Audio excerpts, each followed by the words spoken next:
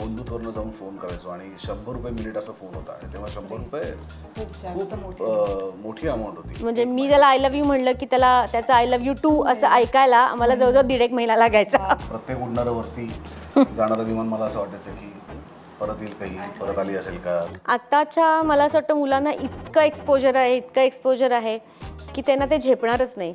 सर्वात जास्त फिल्मी कोण आहे? अच्छा तुम्ही, मला असं वाटलं सुबोध सर असतील. कसे काय? तो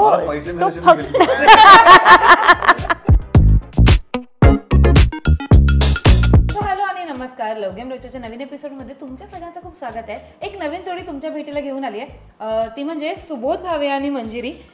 थोडीशी मला भीती वाटलेली आता काही वेळापूर्वी, कारण की सुबोध भावे दिसताना खूप स्ट्रिक्ट दिसतात. आय डोंट नो आता ह्या कन्व्हर्सेशनमध्ये कसं असणार आहे, माझं काय होतं आय डोंट नो.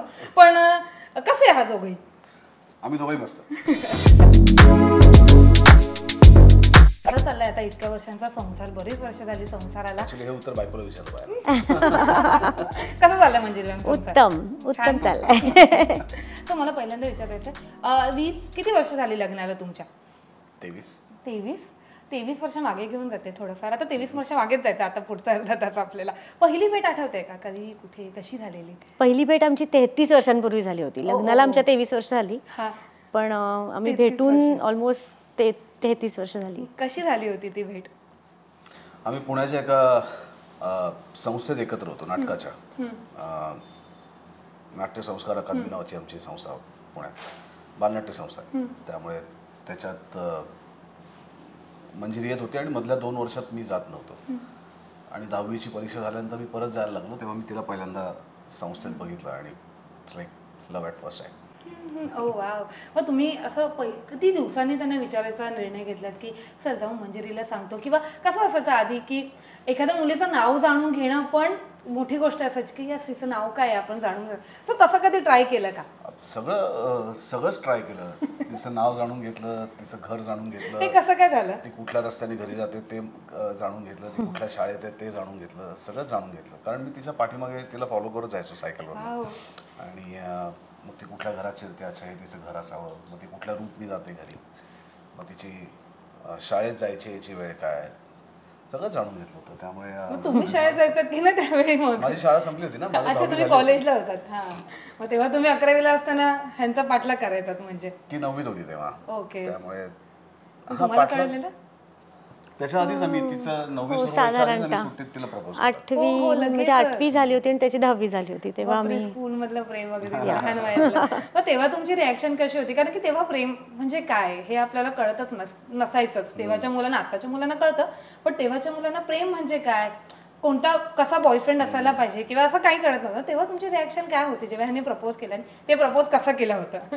प्रेम म्हणजे काय हे कदाचित कळत नसेल, पण एक त्या वयात सगळ्यांनाच म्हणजे एक स्वीट 16 आपण त्या वयात असतो आणि त्यावेळेस एक इन्फॅच्युएशन असतंच ऑब्व्हियसली. आणि त्यांनी मला एक ऑटोग्राफ दिला होता तेव्हा आम्ही जेव्हा शाळा कॉलेजमध्ये होतो तेव्हा दोस कलरफुल ऑटोग्राफ बुक्स असे मिळायचे, सगळे रंगीत छोटे छोटे असायचे. त्याच्यात त्यांनी लिहिलं होतं sugar is sugar, salt is salt, if I love you what is my fault, असं त्यांनी लिहिलं होतं. आणि देन आय टोल्ड हिम की मी आज काहीतरी 4 दिवसांनी जर का बालगंधर्वच्या पुलावर आले तर तू हो समज, नाही तर मग नाही समज. मग असं मी 4 दिवस वेळ घेऊन ती आली. पण वेळ वगैरे दिलेली का? काही की ह्या वेळेला मी येईन, मग ह्या वेळेला मी आलीच तर. मेचा महिना असल्यामुळे अर्थात दुपारी उन्हाचं कोणी येणार नाही, त्यामुळे संध्याकाळीच. आणि पुण्यातलं ते होतं की संध्याकाळी सगळेजण बालगंधर्वच्या पुलावर, म्हणजे गावातले जे गावाच्या ठिकाणी राहणारे लोक बालगंधर्ववर फिरायला जायचे, सगळे ग्रुप्सनी, मित्रमैत्रिणी. त्यामुळे मीही माझ्या मैत्रिणींबरोबर नेहमी जायचे तिकडे. त्यामुळे आम्हाला माहिती होतं की हाही त्याच्या मित्रांबरोबर येतो आणि मीही माझ्या मैत्रिणींबरोबर जायचे.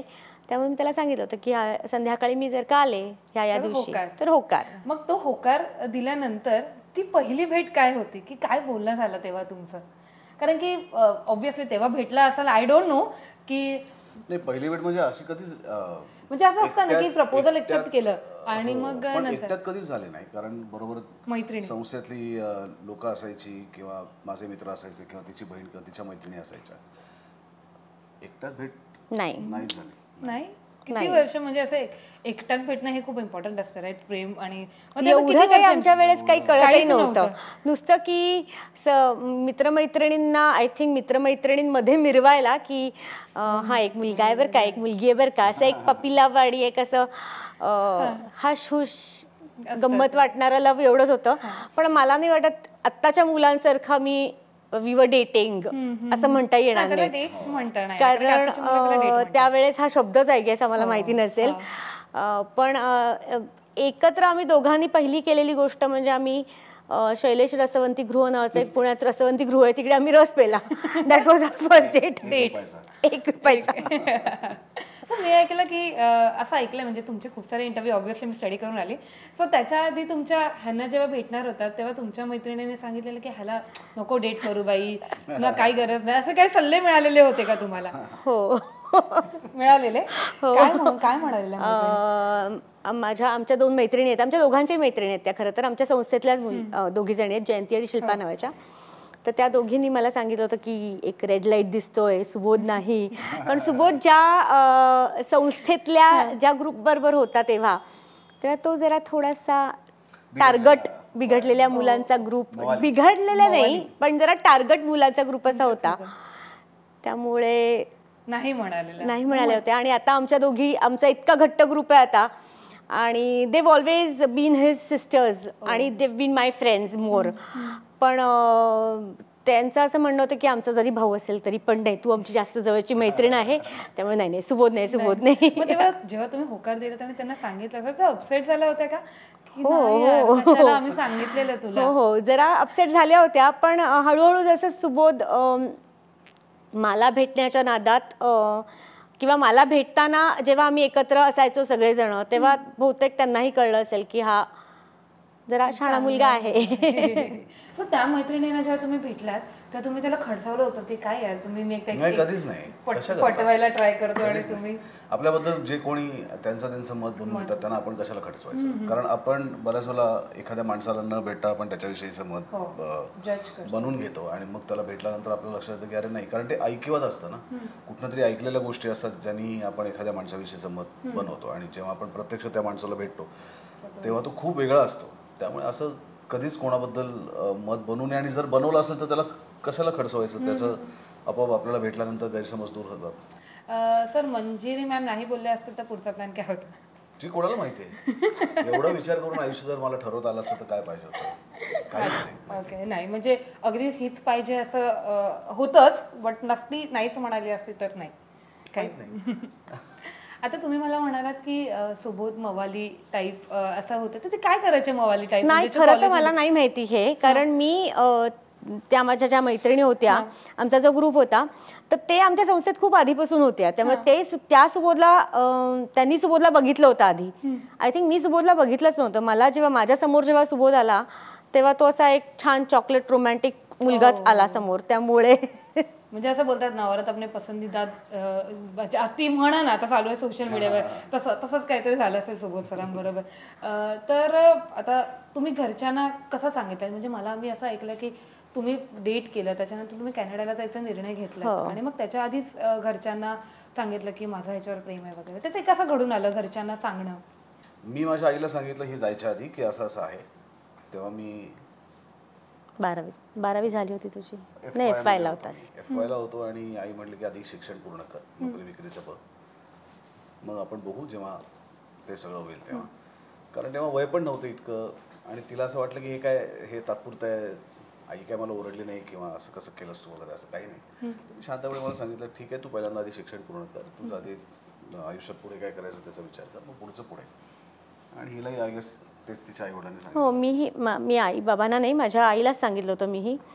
आणि तिचंही हेच म्हणणं होतं की चल आता आपण जाणार आहोत कॅनडाला, पुढचं पुढे बघूयात, आधी कॉलेज शिक्षण सगळं होऊ देत, नंतरचं बघूयात. तेव्हा तुम्ही कॅनडाला जात होतात तेव्हा असं टीनेज लव्ह असतं, ते सोडवत नाही, राहत नाही असं टाईप.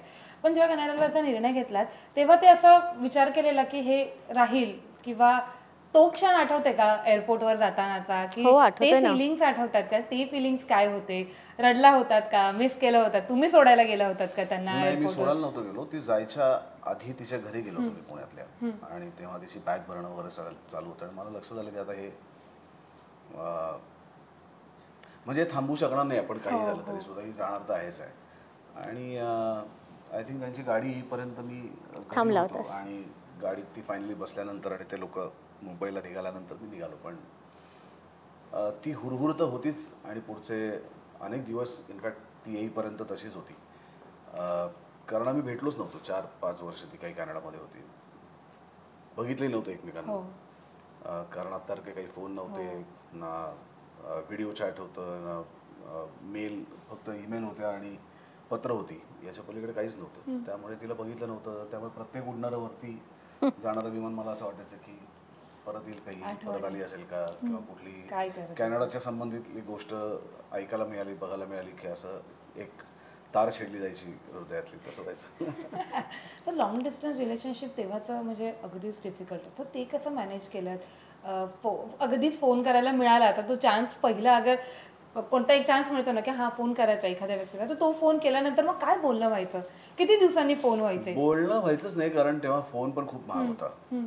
ISD लागायचा आणि घरनं अर्थातच ISD आपल्या घरी असायचा. नुकते फोन आले होते साधे लँडलाईनचे, त्यामुळे बाहेरनं कुठनं तरी फोन बूथवरनं जाऊन फोन करायचो आणि 100 रुपये मिनिट असा फोन होता. आणि तेव्हा 100 रुपये खूप जास्त मोठी अमाऊंट होती. आणि मी तेव्हा नोकरी करत नव्हतो, कॉलेजमध्ये होतो, त्यामुळे अर्थात पॉकेटमध्ये आई बाबांकडनं मिळायचं, त्यातले साठवून तो फोन कधीतरी केला जायचा. 2-3 महिन्यात एकदा, 2-3 महिन्यात एकदा, अदरवाईज आवाज पण नाही ऐकायला यायचा. पत्र वगैरे लिहिलीत? खूप लिहिली पत्र, मोठी पत्र लिहिली आहेत. पण माझं पत्र त्याला पोचून त्याचं उत्तर येऊन, म्हणजे मी त्याला आय लव्ह यू म्हणलं की त्याचं आय लव्ह यू टू असं ऐकायला आम्हाला जवळजवळ 1.5 महिना लागायचा. पण आय थिंक तेव्हाचं लॉंग डिस्टन्स रिलेशनशिप खूप सोपं होतं आत्तापेक्षा. आत्ताच्या मला असं वाटतं मुलांना इतकं एक्सपोजर आहे की त्यांना ते झेपणारच नाही. आम्हाला आय गेस ते झेपलं, कारण त्या काळात एवढं एक्सपोजरही नव्हतं. आणि एक सुबोध आणि मी नेहमी म्हणतो तसे तेव्हाचे आमचे आदर्शच वेगळे होते. आमचे सिनेमाचे आदर्श कुठले होते? कयामत से कयामत तक किंवा मैंने प्यार किया असे होते. त्यामुळे we wanted to make it work. त्यामुळे आय गेस ते ती हुरहुर आणि ते लॉंगिंग चं फिलिंग होतंच. पण तरी एक मनात एक निश्चय पण होता की आपल्याला परत जायचंय सुबोधसाठी. ते जायचं असं ठरवलंच होतं का की 5 वर्ष माझं शिक्षण पूर्ण झालं की मी येणारच आहे इंडियामध्ये, काहीही झालं तरी सुबोधसाठी? हो, ठरलं होतं. पण जेव्हा तुम्ही जेव्हा कॅनडावरून शिक्षण पूर्ण करून येत होतात तेव्हा म्हणजे आपण बऱ्यापैकी मोठं झालेलं असतं, राईट? तेव्हा येतानाचा असा काही सुबोधबद्दल विचार होता का की काय करत असेल, किती मोठा झाला असेल, म्हणजे वय वाढतं, दिसण्यात फरक जाणवतो, तर तो एक विचार करा होता आता माझ्याबद्दल तेवढा सिरियस विचार करत असेल की नाही, असं काही होतं का थोडेफार मनात विचार? आमचं काय झालं, जसं म्हणजे त्या 5 वर्षात जसं टेक्नॉलॉजी बदलत गेली ना, तसं आमचे दोघांचे एकमेकांना कॉन्टॅक्ट करण्याचे म्हणजे मीन्स ऑफ कम्युनिकेशन पण बदलत गेलं. म्हणजे आधी पत्र होती, मग चॅट होता, मग ईमेल होतं, मग व्हिडिओ चॅट, याहू चॅट असायचा, व्हॉइस चॅट असायचं. तर त्यामुळे असं नव्हतं की आम्ही एकमेकांच्या कॉन्टॅक्टमध्येच नव्हतो बिलकुल. म्हणजे आधी जेव्हा पत्र यायची तेव्हा पत्रांचा वेळ लागायचा, पण जेव्हा हळूहळू जेव्हा चॅट यायला लागलं तेव्हा याहू चॅट असायचं किंवा याहू मेसेंजरवर आम्ही चॅट करायचो, तेव्हा आमचे कॉन्टॅक्ट जास्ती फ्रिक्वेंटली व्हायला लागले. त्यामुळे असं नव्हतं की आता बापरे मी ह्याला आता 5 वर्षांनीच मला हा कळणार आहे, असं नव्हतं. त्याच्या आयुष्यात जे काय घडत होतं ते मला कळत होतं आणि माझ्या आयुष्यातलंही त्याला माहिती होतं. त्यामुळे एकत्र आता फिजिकली आम्ही एकमेकांसमोर असणार आहोत ही एक्साइटमेंट होती ऑब्व्हियसली, पण ह्याच्याबद्दल काहीच माहिती नाही आता हा काय विचार करतोय किंवा असं काही नव्हतं. मग हे रिसीव्ह करायला आलेले एअरपोर्टला? हो, आला होता ना. तेव्हा कसं झालं, म्हणजे पहिल्यांदा धावत वगैरे भेटणं वगैरे झालं काय? आताची मुलं करतात ऑब्व्हियसली तसं. नाही, माझे शाळेतले 2 मित्र की जे जेव्हापासून मी तिला ओळखतो तेव्हापासून तेही तिला ओळखतात. आणि असे आम्ही तिघं गेलो होतो मुंबई एअरपोर्टला. मग तिकडे गेल्यानंतर लक्षात आलं की अरे आपण काहीच आणलं नाही. मग आम्ही परत जाऊन काहीतरी गोष्ट घेऊन आलो आणि आम्ही खूप आधीच पोहोचलो होतो. म्हणजे तिचं फ्लाईट येण्याच्या 5 तास आधी वगैरे आम्ही एअरपोर्टला पोहोचलो होतो, कारण आम्ही सकाळी लवकर निघालो होतो आणि ती संध्याकाळी येणार होती. म्हणजे इतके लवकर आम्ही पोहोचलो होतो. मग ते सगळं झालं आणि तेव्हा हे एअरपोर्ट खूपच वेगळं होतं तेव्हा. आणि तिची मावशी पण आली होती, आय थिंक पार्ल्यात राहणार होती ती आल्या त्यावेळी मावशी पण आली होती. आणि आम्ही मग तिचं फ्लाईट लँड झाल्याचं कळलं आणि मध्ये तिला वेळ लागतो कस्टम आणि ते सगळं करून बाहेर यायला. तर ते 45 मिनटं म्हणजे कदाचित माझ्या कुठल्याही रिझल्टला किंवा नाटकाच्या अवॉर्डला किंवा चित्रपटाच्या अवॉर्डला हे फिलिंग मी कधीच अनुभवलं नाही. इतकं फिलिंग त्या 45 मिनटात मी धडधड वाढून थांबणं, एका पॉईंटला आपण ब्रेथलेस होणं किंवा आपल्याला नेमकं काय होतं, कदाचित मी ते चक्कर येऊन पडीन वगैरे, असं सगळं जे फिलिंग मिक्स फिलिंग होतं ना, ते सगळं तेव्हा त्या 45 मिनटात तिला बघेपर्यंत डोळ्यासमोर होतं. आणि तिला बघितल्यानंतर असं मी गळून गेलो होतो. म्हणजे मला हे फिलिंग कधीच इतका आनंद, इतका एक्साइटमेंट मला ते सोडून कधीच झालं नाही. म्हणजे तुम्ही आलात कॅनडावरून, त्याच्यानंतर लगेच लग्न केलं का? म्हणजे 1-1.5 वर्ष थांबून असं काही? हो, त्याच्यानंतर आम्ही 99 मध्ये मी परत आले, 99 डिसेंबर, आणि 2001 मध्ये आमचं लग्न झालं. सो साखरपुडा झाला आमचा 4 महिन्यांनी, कारण तोपर्यंत आईबाबांना दोघांनी सांगितलं होतं आणि आईबाबांना अंदाज आला होता की आता ह्यांना एकमेकांबरोबर आयुष्य घालवायचं आहे. त्यामुळे मग हळूहळू मग एप्रिलमध्ये आमचा साखरपुडा आला आणि मग 1 वर्ष परत me for a few months परत गेले होते कॅनडाला आणि मग येऊन माझं लग्न झालं 2001 मध्ये. पण सुबोध सर, मला विचारायचं की म्हणजे ह्या तर कॅनडाला शिकतच होता, पण तुमचं इथे स्ट्रगल अभिनय क्षेत्रात कसं सुरू होतं आणि तिथपर्यंत तुम्ही असे आता जसे फेमस आहात तसे फेमस होतात का? नाही. तेव्हा तुम्ही काय स्ट्रगल? ती आली, आमचा साखरपुडा झाला तेव्हा मी नोकरी करत होतो. अच्छा, कोणती नोकरी करत? आम्ही दोघे एकाच कंपनीत होतो. इनिका टेक्नॉलॉजीज नावाची एक पुण्यातली कंपनी होती, तर त्याच्यातच मी जॉब करत होतो. मग ही आल्यानंतर ती पण तिकडे जॉईन झाली. ती 3-4 महिने तिकडे होती, मी 1-6 महिने तिकडे होतो. मग ती गेल्यानंतर मी जॉब सोडला आणि मग मी इकडे आलो. आणि तिला माहिती होतं की आता माझ्याकडे वर्षभर तर माझ्याकडे काहीच काम नव्हतं, मी तर बेकार होतो. मी कोणाच्या तरी एकांकिका बसो, क्रिकेटची प्रॅक्टिसेस कर महिने, पण मी आनंदी होतो. आय वॉज सो हॅपी, कारण माझ्या क्षेत्रात मला काम करायचं होतं आणि प्रेशर होतंच, कारण लग्न ठरणार आहे आणि माझ्याकडे काही काम नव्हतं, अर्थात ते होतं.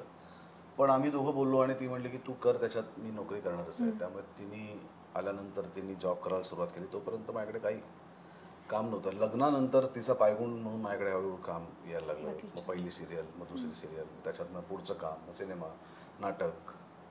पण लग्न करताना मॅमच्या घरातून असं काही विरोध होता का की नाही, म्हणजे तुम्ही ऑफकोर्स मुलांनी जॉब करणं आणि त्यांच्या मुलीला एक तेव्हाच्या काळात सुखी ठेवणं, फक्त हे कमिटमेंट्स देऊन चालत नव्हतं. थँकफुली तिच्या आई वडिलांनी हे प्रेशर मला कधी दिलं नाही.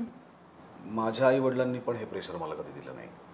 कदाचित ते त्यांच्या मनात असेल, पण त्यांनी कधी ते बोलून दाखवलं नाही. दुसरी गोष्ट, हे तर माझं ठरलंच होतं की इथे समजा 2-3 वर्ष काम करून आपल्याला काहीच नाही मिळालं तर जॉब तर मी कुठेही केलं असतं, कारण तेवढा एक्सपिरियन्स होता माझ्याकडे मार्केटिंगचा आणि माझं शिक्षणही झालं होतं. त्याच्यामुळे ते तर मिळालं असतं, पण मला ही मिळालेली संधी सोडायची नव्हती. मला ज्या क्षेत्राची मला आवड होती, ज्याच्यात मला काम करायला आवडणार असतं, तिथे मला थोडा का होईना मला स्ट्रगल करायचा होता आणि तिची तयारी होती. त्यामुळे ती नोकरी करणार होती, त्यामुळे आम्ही काही उपाशी 100% राहिलो नसतो.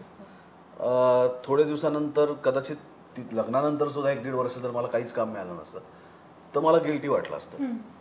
तर मला असं वाटलं असतं की मी काहीच करत नाही मंजिरीसाठी, आणि मग मी परत येऊन कदाचित नोकरी केली असती. पण मी म्हटलं तसं की लग्न करून ती आली आणि तेव्हापासून मला काम मिळायला सुरुवात झाली. लकीच्या. लग्न कसं झालं, एकूणच बोलणी कशी झाली? कांदे पोहेचा कार्यक्रम वगैरे प्रॉपर झाला होता का? नाही, कांदे पोहेचा कार्यक्रम नाही झाला. माझे आई बाबा इकडे नव्हते, ते अजून कॅनडालाच होते. पण माझे मोठे काका काकी होते, त्यांनी ते सुबोधच्या घरी गेले आणि सुबोधच्या आईबाबांशी, आजी आजोबा होते तेव्हा, त्यांच्याशी बोलले आणि मग जनरली दोन्हीकडच्या घरच्यांना माहिती होतं की मुलांनी ठरवलेलं आहे लग्न. त्यामुळे मग जसं जनरली साखरपुड्याची तारीख ठरली, मग लग्नाची तारीख ठरली, असं सगळं. म्हणजे असं सगळं काही विदाऊट एनी काही खूप काही थ्रिल वगैरे काही नव्हतं आमच्या लग्नात. कॉम्प्लिकेशन्स काही साधं सरळ. फार काही अपेक्षा नव्हत्या. तिच्या घरचे आणि माझ्या घरचे तितके साधे आहेत. तिचे आई वडील, माझे आई वडील, माझे आजी आजोबा. तेव्हा माझी आजी गेली होती, पण माझ्या आजोबांनी सांगितलं की नाही, तुमचं पहिलं कार्य आहे, त्यामुळे आजी गेली तरी सुद्धा 13व्या दिवशी तुम्ही साखरपुडा करा. त्यामुळे अगदीच मोजक्या लोकांमध्ये आम्ही, तिचे आईवडील पण साखरपुड्याला नव्हते, श्वेता पण नव्हती, तिचा सख्खा भाऊ नव्हता, तिचे काका आणि तिचे जवळचे लोक आणि आमचे माझे जवळचे लोक, असे 30-40 लोकांमध्ये आम्ही कदाचित घरच्या घरीच साखरपुडा केला. पण मला ते विचारायचं की तुम्ही जसं म्हणाल की एअरपोर्टवर मी काय बोलू आणि काय नको असं झालं, पण अगदी फायनली तो दिवस आलाय, लग्न होतंय, नवरीच्या म्हणजे नवरी म्हणून मंजिरी उभी राहते पाटावर. सो ते एक फिलिंग कसं होतं नवरी म्हणून मंजिरीला मी बघताना? खरं सांगू का, माझ्यासाठी एक्साइटमेंट लग्नापेक्षा सुद्धा जास्त तिचं परत येणं होतं. कारण ती परत आल्यानंतर आमचं लग्न होणारच होतं. हा ते आहेच. पण नवरी असतं नाही का, अशी बायको होणार आहे फायनली, येस मी आता हिचा नवरा म्हणून ओळखला जाणार आहे किंवा ही माझी बायको होणार आहे, ते एक फिलिंग असतं ना लग्नाच्या दिवशी. अर्थात असतं. आणि जिच्यासाठी किंवा जी माझ्यासाठी इतकी वर्ष आम्ही थांबलोय, 10-11 वर्ष आम्ही एकमेकांसाठी थांबलो होतो. तर 10-11 वर्षानंतर फायनली तो दिवस आला. त्या दिवसाचा आनंद, ती घरी आल्यानंतर की आता ही आपल्याबरोबर कायमची असणार आहे, हा आनंद तो होताच. पण मी म्हटलं तसं की त्याची सुरुवात ती एअरपोर्टला आली तिथपासून झाली. त्यामुळे तिकडे आल्यानंतर असं काहीच घडणार नव्हतं की ज्यांनी आमचं लग्न होणार नव्हतं. त्यामुळे ते त्या पीकचं एक्सप्रेस नाही करू शकत. लग्नाचा आनंद ऑफकोर्स होता, कारण ती व्यक्ती माझ्या आयुष्यात कायमस्वरूपी आता येणार होती, जिच्यावर माझं मनापासून प्रेम होतं आहे. तर तो आनंद ऑफकोर्स होता. नेक्स्ट प्रश्न तुम्हाला आहे की लग्नानंतर एक प्रेमिका म्हणून ठीक आहे, गर्लफ्रेंड म्हणून ठीक आहे, पण संसारात आल्यानंतर एक मुलीसाठी खूप डिफिकल्ट असं हे असतं की येस पूर्ण संसार सांभाळायचा आहे, फॅमिली सांभाळायची आहे, नवरा सांभाळायचा आहे, ते एक संसार कसा मॅनेज केला आणि त्याच्यामध्ये सुबोधची काही मदत झाली का? कितपत मदत होत होती सुबोधची? सगळंच म्हणजे पैसेच नाही, अदरवाईज पण काही काम म्हणजे पैसेच नाही, अदरवाईज पण काही कामं अशी घरची असतात जी एकटी बाई सून नाही सांभाळू शकत. सो असे काही तुझी नोकरी प्लस घर आणि असं सगळं होतंच, तर ते कसं सांभाळलंस? मला असं वाटतं, माझे आईबाबा तर इथे नव्हतेच. माझे आईबाबा आमच्या लग्नानंतर 1-2-3 महिन्यानंतर परत गेले. माझे आईबाबा, माझा धाकटा भाऊ आणि माझी बहीण धाकटी, ते सगळेजण परत कॅनडाला गेले. पण मला भाव्यांच्या घरी रुळायला सुबोधपेक्षा जास्ती मला असं वाटतं माझ्या सासू सासऱ्यांनीच मदत केली. कारण आईबाबा सुबोधचे कायम आम्ही एकत्रच राहत होतो, म्हणजे आम्ही 2 वर्ष एकत्रच राहत होतो पुण्याला, आणि सुबोधचे आजोबाई होते तेव्हा. त्यामुळे त्यांनी मला असं कधी जाणून दिलं नाही किंवा माझ्यावर पूर्णपणे जबाबदारी, आता तू आता सून झाली आहेस, तू आता घरात आली आहेस की आता सगळं घरातलं तू सांभाळायचंस, असं कधीच झालं नाही. त्यामुळे आम्ही दोघंही लहान होतो. म्हणजे तशी मी 24 वर्षाची होते आणि सुबोध 25 वर्षाचा होता जेव्हा आमचं लग्न झालं. तर त्यामुळे त्यांनाही कळत होतं की हळूहळू हिला सगळं येणार आहे, आणि माझीही ती तयारी होती त्या घरात. हळूहळू का होईना सगळं त्या घरातल्या काही परंपरा असतील. आमचं देऊळ आहे पुण्यात, खंडोबाचं देऊळ आहे, त्यामुळे देवळाचं बऱ्यापैकी काही ना काही रोज नैवेद्य असतो किंवा आमच्याकडे उत्सव असतो. मुख्य म्हणजे मला माणसांची खूप सवय होती पहिल्यापासून. माझी फॅमिली, माहेरची फॅमिली पण खूप मोठी आहे, त्यामुळे मला तसं अवघड गेलं नाही. आणि जरी काही म्हणजे मध्ये मध्ये काही अडचणी आल्या असतील तर आय गेस आईबाबांमुळे त्या सहज पार पडल्या सगळ्या. सुबोधची कशी मदत झाली? सुबोधची खरं तर मला मदत झाली का सुबोध? मला असं वाटतं कारण त्या काळात सुबोध खूप अपडाऊन करायचा, पुणे मुंबई करायचा पहिली 2 वर्ष. कारण त्याचं मुंबईत काम सुरू झालं होतं, आम्ही पुण्यात होतो, माझा जॉब पुण्यात होतो, मी पटनी कम्प्युटर्समध्ये होते. त्यामुळे सुबोधचा अर्ध्यापेक्षा जास्ती वेळ प्रवासातच जायचा, खूप वेळ. आणि त्यामुळे माझी आईबाबांची जास्ती गट्टी जमली आणि जास्त, आणि तेही इम्पॉर्टंट होतं खरं तर. ते खूप इम्पॉर्टंट असतं कुठल्याही लग्नात. मला असं वाटतं की म्हणजे तुम्ही Wien you are in a love marriage, तो मुलगा तुम्हाला चांगलाच पहिल्यापासून माहिती असतो आणि त्याच्याशी तुम्ही जुळून घेणारच असता. पण मला असं वाटतं की हो, म्हणजे घरातल्यांशी पण बाकीच्यांशी पण जुळवून घेणं मस्ट असतं. त्यामुळे ते मला खूप सोपं, मला वेळ मिळाला आणि म्हणजे माझं पुढचं सगळंच सोपं गेलं सासू सासऱ्यांमुळे. सो सुबोध आताही आणि आधीही किती डिपेंडेंट आहे मंजिरीवर? डिपेंडेंट ऑफकोर्स आहे, कारण काय म्हणे, म्हणजे ती काय माझी सगळी कामं करते म्हणून नाही. पण मी असा विचार केला की खूप वेळेला मला असं वाटतं की घरात असताना की यार मला माझी स्पेस पाहिजे, मला थोड्या वेळ एकटं राहायचं आहे. पण ती एक दिवस जरी पुण्याला गेली तरी मला घर खायला उठतं. मला असं लक्षात की हे अवघड आहे. म्हणजे मी कामासाठी बाहेर असतो तेव्हा ठीक आहे की तेव्हा आपण शूटिंगला एक 15 दिवस 20 दिवस बाहेर असतो, पण घरी असताना घरात मंजिरी नाही ही गोष्ट मी सहज नाही करू शकत. मी आम्ही गरजेचं नाही की तिने काही काम केलं पाहिजे, सोबत पाहिजे, पण ती घरात दिसली पाहिजे मला. दिसली पाहिजे, डोळ्यांसमोर हवी. मंजिरी मॅम, तुम्हाला एक विचारायचं आहे की अभिनय क्षेत्र म्हटलं की म्हणजे आता सोबत मुलगा असल्यावर तर ते लिंकअप अभिनेत्रींबरोबर बरेचसे होतात. लग्नाआधी तुम्हाला त्याची तयारी होती का, आणि तुम्ही त्याच्यासाठी कधी इन्सिक्युअर झालात का सुबोध सरांसाठी, की नाही बाबा कधी जुळलं गेलंय का, म्हणजे मला नाही माहिती, कधी नाव जोडलं गेलंय का कोणत्या अभिनेत्रींबरोबर, किंवा तेव्हा मग तुमचे इन्सिक्युअर रोज होते कारण मी बायको आहे. ती अभिनय क्षेत्रात नाही, कुठल्याही क्षेत्रातली कुठलीही बायको वुड बी इन्सिक्युअर किंवा वुड बी पॉझेसिव्ह. त्यामुळे मी एक टिपिकल बायको आहे जी इन्सिक्युअर होते, जी पॉझेसिव्ह आहे, आजही आताही जी भांडते. हो, आजही भांडता ह्याच्यावरून. हो. कधी लिंकअप झाले तर, की नाही काय लिंकअप्स असे काय झाले काही नाही. असं ऐकायला येतं, सोशल मीडिया हे काही ऐकायला येतं ना, सोबत हे काय चालू आहे, असं असं सगळं होतं घरात. थँकफुली मला नाही वाटत सोशल मीडियावर का होईना, किंवा सोशल मीडियावर किंवा कुठेही असे काही मला सुबोधच्या बद्दलचे लिंकअप्स ऐकू आलेत, किंवा असे काही मोठा बबल झालाय किंवा असं काही मला नाही आठवत असं काही झालंय. पण कामावरनं म्हणजे वेळेवरनं किंवा insecurity I guess it's very common. आणि ती फक्त या क्षेत्रात आहे म्हणून नाही, या क्षेत्रात जास्ती होते कारण फिजिकल प्रॉक्सिमिटी ऑब्व्हियसली असते. बाकीच्या क्षेत्रांमध्ये कदाचित एक इमोशनल कनेक्ट, मेंटल कनेक्ट असेल कोण एम्प्लॉईज आणि ह्याच्यात, पण ह्याच्यातली फिजिकल प्रॉक्सिमिटी दिसते, सगळ्यांनाच दिसते. तर त्यामुळे कदाचित असेल जास्त इन्सिक्युरिटी, पण मी आजही होते. मी जसं स्टार्टिंगला म्हणाले की सुबोध सर म्हणजे खूप स्ट्रिक्ट दिसतात, थोडेसे कठोर दिसतात, तर तू खरा सुबोध भावे कसा आहे जो लोकांना मंजिरीकडून जाणून घ्यायला आवडेल, की तो घरात कसा असतो, तुमच्याबरोबर कसा असतो, मुलांबरोबर कसा असतो?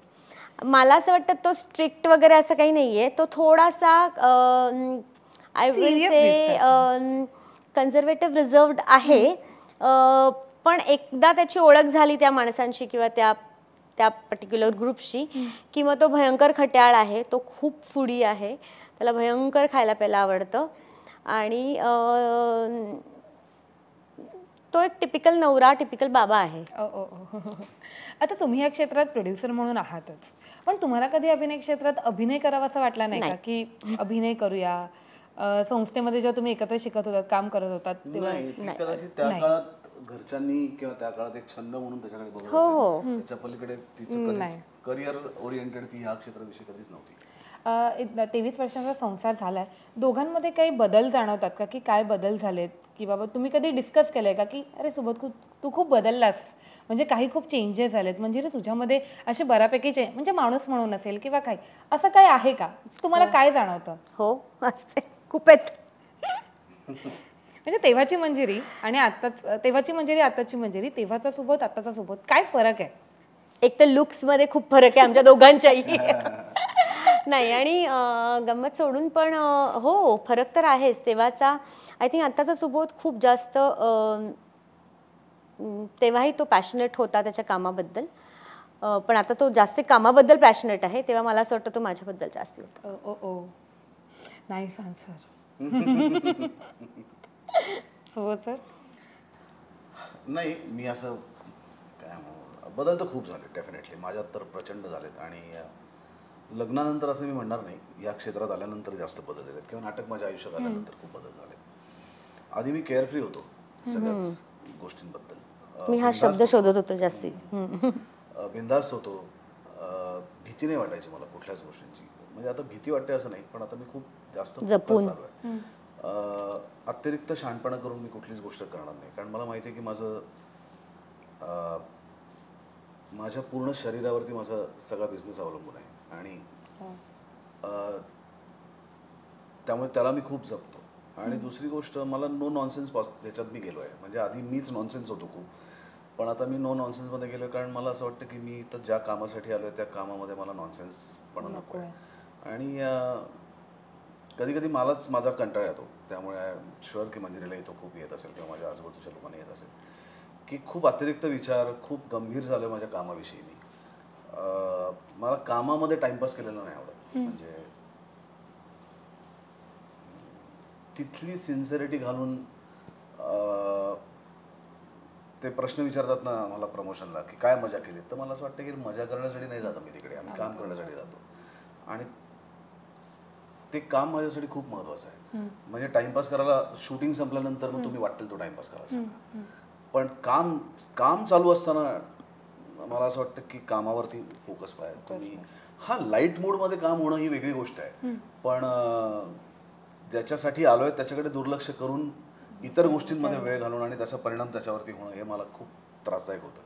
आणि त्यामुळे तो आधीचा केअरलेस सुबोध आणि आत्ताचा याच्यात खूप फरक. केअरलेस नाही, केअरफ्री वॉज अ करेक्ट वर्ड. हा, केअरफ्री असं आपण म्हणूया की मला कशाची काळजी नव्हती. तिच्यावरती प्रेम केलं तेव्हाही कशाची काळजी नव्हती. किंवा ती म्हणते की आता ते इतके वर्ष एकत्र राहिल्यानंतर आधीची एक्साइटमेंट तुला परत येऊ शकत नाही. तुला माहिती आहे की ती माझ्या घरात आहे, तिला माहिती आहे मी तिच्याबरोबर असणारच आहे. जेव्हा एखादी गोष्ट तुमच्याकडनं काही क्षणासाठी आणि ती परत तिच्या घरी जाणार आहे आणि मी माझ्या घरी जाणार आहे, तो जो 1 तासाचा 2 तासाचा वेळ आहे ना, तर आता आम्ही घरीच आहोत तर आम्ही कधी एकमेकांना अवेलेबल आहोत, त्याच्यामध्ये ते येत नाही. त्यामुळे तो बदल नक्की घडलाय. त्यामुळे तिला असं वाटू शकतं की आता ते आधीसारखं हुरहुर राहिली नाहीये, पण ती असते. तुम्ही कधी एकदा आपण शूटिंग संपून आपल्या घरी जातो तर ती आता वेगळ्या प्रकारे असते. कदाचित त्याची इंटेन्सिटी कमी झाली असेल कदाचित, कारण मला माहिती आहे की मी घरी गेल्यानंतर मंजिरी असणार आहे. मला तिला घरी सोडून मला माझ्या घरी यायचं आणि परत उद्या सकाळी भेटणार, तो एक आम्ही भेटणारच आहोत. पण ऑफकोर्स घरी जाण्याची एक आता फक्त मंजिरी नाही तर कान्हा पण आहे, मल्हार पण आहे. त्यामुळे आपल्या घरी जाण्याची एक ओढ असते, तर ती असतेच. आणि ती मला नाही वाटत ती कधी कमी होईल. मला एक प्रश्न आठवला मध्येच, पुन्हा पाठी जाते. जेव्हा तुम्ही म्हणाला की लग्न झालं तेव्हा तुम्ही महिनाभर 2 महिने काम नव्हतं करत, तेव्हा एक प्रेशर होतं का डोक्यात की म्हणजे ती तर आहेच सपोर्ट करायला, पण नाही मला असं काही नव्हतं? काहीच नव्हतं. ओके. मुंबईत सुद्धा आम्ही आलो तेव्हा सुद्धा बऱ्याच वेळेला असं व्हायचं की मी घरी बसून असायचो आणि ती जॉब करायची, तर मी दुपारी काही करायचो नाही. मी शांतपणे कुठला तरी पिक्चर बघ, काहीतरी वाच, कुठेतरी खाली पार्ल्यात जाऊन काहीतरी खाऊन ये. मला असं कधीच प्रेशर नव्हतं की आता आपलं पुढे काय होईल. हे प्रेशर तर त्यांनी तेवढं प्रेशर तुम्हाला नाही. मला असं वाटतं आमच्यात कधीच असं कॉन्व्हर्सेशनही मला आठवत नाही की का तू घरी एकटा बसलायस, काय तू करणार आहेस, असं कॉन्व्हर्सेशन मला आता कधीच नाही झालंय. म्हणजे तेवढी मंजिरी मॅमची साथ होतीच तुम्हाला? ऑफकोर्स होती. आणि हे प्रेशर कधीच दिलं नाही, तिने मला दिलं नाही, मी तिला दिलं नाही. फायनान्शियल प्रेशर आम्ही एकमेकांना कधीच दिलं नाही. आय थिंक तेवढा सिरियसनेस तेव्हा मलाही नसेल.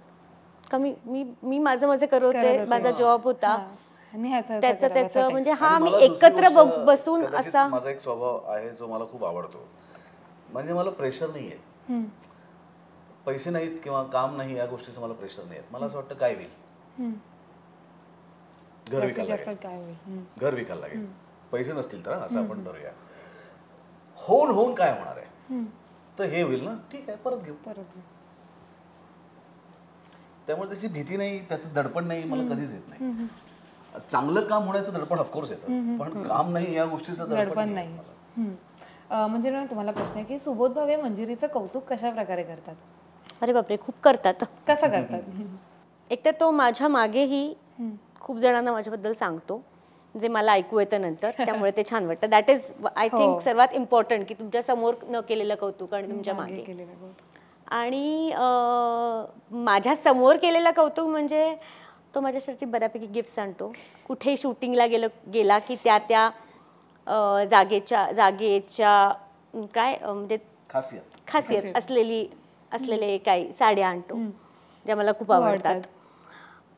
सो आणि कौतुक आता असं आता कसं कौतुक होतं, म्हणजे लग्नाला तुम्ही म्हणाला 23 वर्ष झाली आहेत, सो आता कसं कौतुक होतं सुबोध भावेंकडून तुमचं आणि इव्हन मंजिरी मॅमकडून तुमचं? नाही, मला असं वाटतं की सतत सगळ्या गोष्टी तुला आता सांगण्याची गरज नसली पाहिजे ना, की म्हणजे ती जी कुठली गोष्ट करेल, आणि मला असं वाटतं हाच सगळ्यात मोठा सपोर्ट असतो की तुझे आई वडील काही तुला सतत सांगत नाहीत की तू काही करतरी आम्ही तुझ्या पाठीशी आहोत. त्यांच्या वागणुकीतनं आपल्याला कळत असतं की आपण काही जरी झालं तरी माझे आई बाबा माझ्याबरोबर आहेत, माझी बायको माझ्याबरोबर आहेत, तर त्याच्यासाठी त्यांनी सांगावं लागत नाही.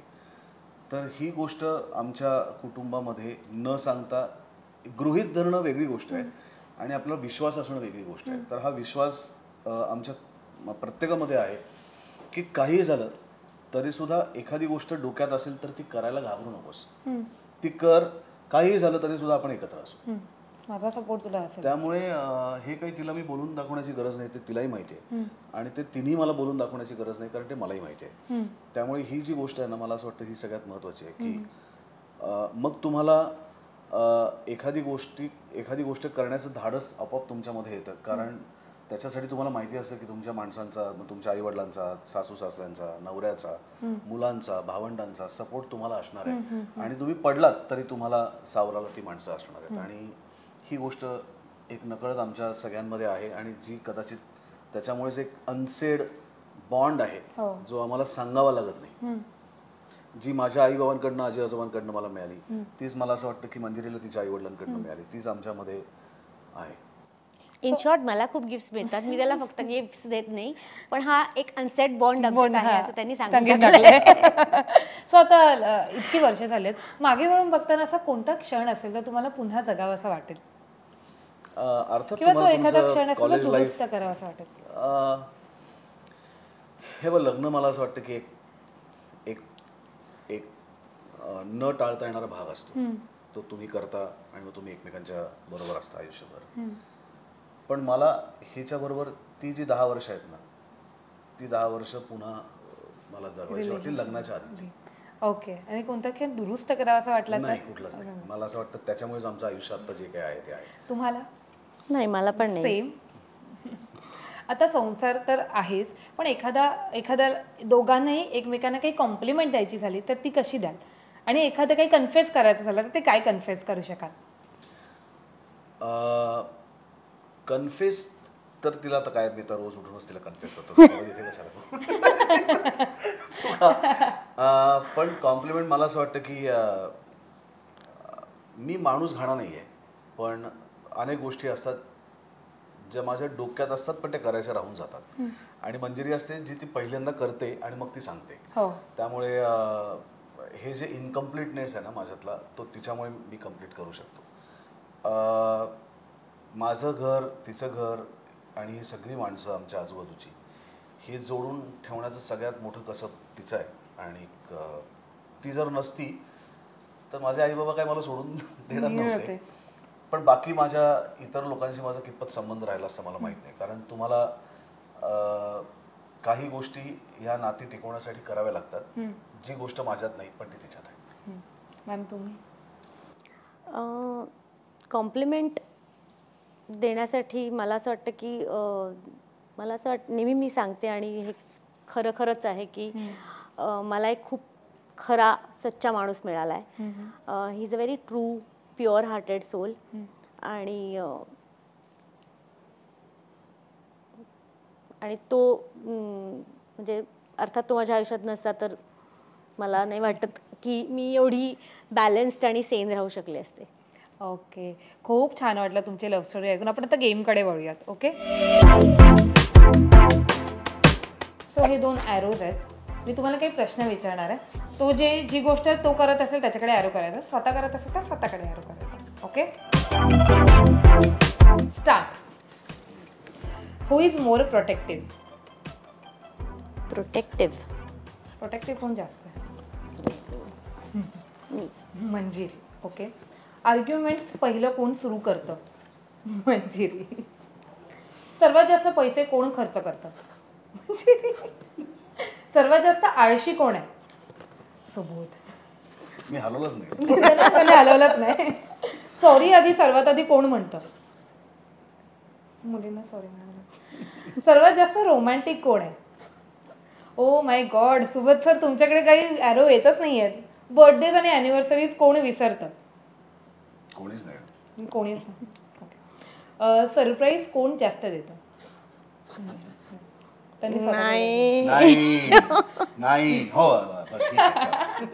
त्यांनी गिव्हअप केलं नाही. हो.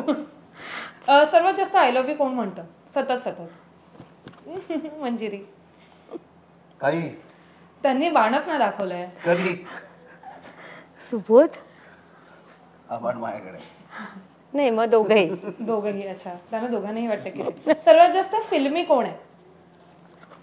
अच्छा तुम्ही, मला असं वाटलं सुबोध सर असतील, कसे काय? नाही, सुबोध खूप खरा आहे, मी तुला म्हणलं तसं.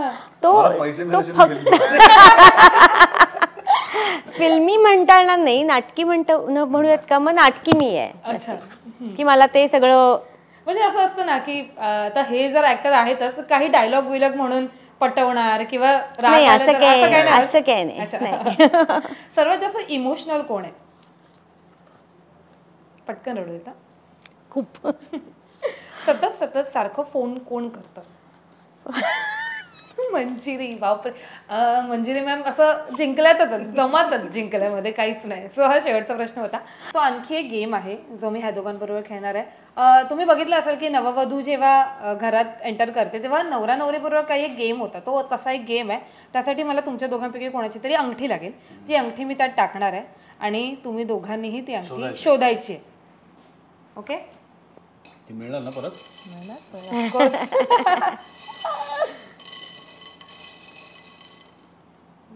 ओके, सो 1 2 3 गो. हे असं तुम्ही लग्नामध्ये केलेलं का? लग्नानंतर नाही? सुबोध सरांनीच पहिली अंगठी शोध आणि खूप पटकन शोध, ऍक्च्युअली याला वेळ लागतो. हो, केवढे आहेत त्याच्यात.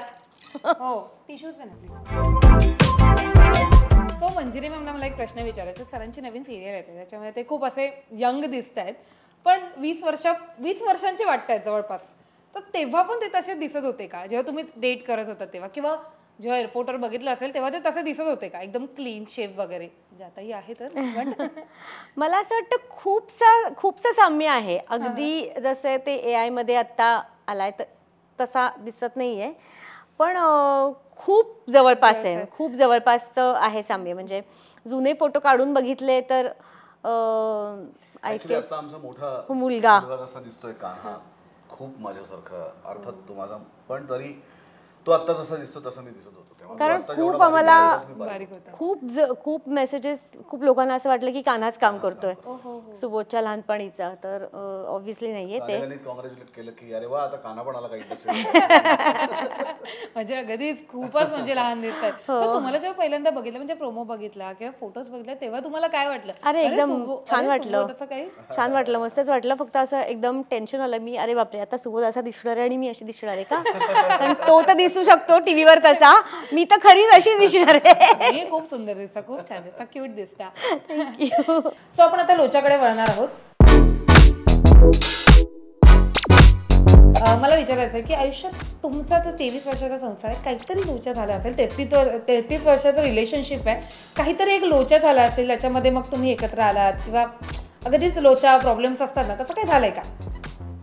आमच्या लग्नाच्या म्हणजे काय इतके लग्नानंतर असं काय मेजर काहीच लोचा नाही झाला आमच्या आयुष्यातला. म्हणशील तर माझ्या बाबांनी कॅनडाला शिफ्ट व्हायचा डिसिजन कदाचित आमच्या रिलेशनशिपमध्ये एक सरप्राईज किंवा ड्रामा क्रिएट करणारा होता. त्यामुळे तो की अरे देवा आता लोचा झाला, आता काय करणार, तू तिकडे मी इकडे, असं काहीतरी झालं असेल तेव्हा. बरोबर, कारण ते आम्ही एकमेकांना हो म्हटलो तेव्हा तर काही हे नव्हतं, पण त्याच्यानंतर तिच्या वडिलांना असं वाटलं की भारतापेक्षा त्यांना तिकडे जास्त अपॉर्च्युनिटी आहे आणि त्यांच्या कुटुंबियांसाठी ते चांगली गोष्ट आहे. त्यामुळे त्यांनी ते धाडस त्या वयात केलं. ते सगळ्यांनाच घेऊन गेले, सगळ्यांना घेऊन गेले तोपर्यंत आमची लव्ह स्टोरी सुरू झाली. त्याच्यामुळे एक मोठा गॅप आणि त्याच्यामध्ये आला. मला असं वाटतं ते सोडून असं काही फार, म्हणजे आमच्या लव्ह स्टोरी मध्ये एक लोचा झाला असेल तर तोच झाला असेल. कॅनडाला गेला मॅम आणि त्याच्यामध्ये त्यांची लव्ह स्टोरी थोडीशी लागली. येस.